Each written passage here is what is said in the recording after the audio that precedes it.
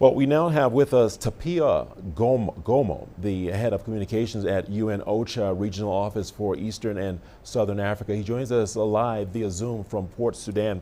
Welcome to the program, Tapiwa. Thank you for joining us here on Africa Live. Tapiwa, the UN is raising the alarm over rising cases of killing in Gezira state. What more can you tell us about what's going on there? Yeah, events of the past days, that is from 20 October to 25 October in our Gezira state, that's in central Sudan, are deeply troubling.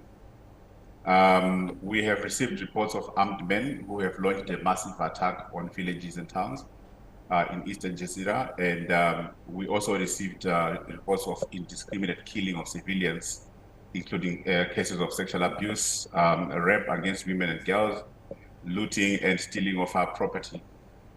We understand that at least 30 villages and towns were subjected to this kind of physical abuse, and that has pushed thousands and thousands of people from their homes. And those who remain, they are living in fear. We are yet to establish the number of civilian casualties at the moment. Our main concern is the safety of civilians who are caught up in the conflict. Some of them are unable to move. A majority of them, those that have left so far, have left to neighboring countries, but there are still some that are caught up in between, trying to move from Gezira to safe places.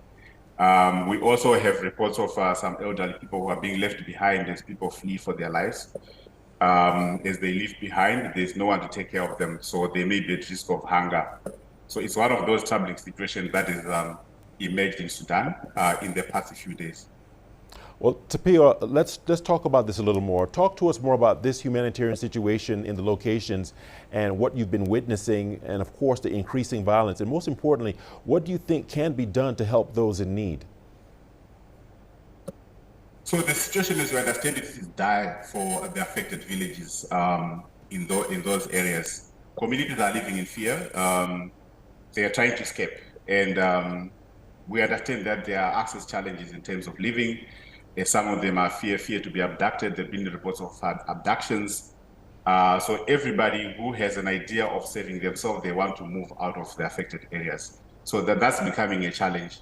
If you see a movement of 46,000 people in a space of 5 days, that means it's a massive situation that's evolving in those places.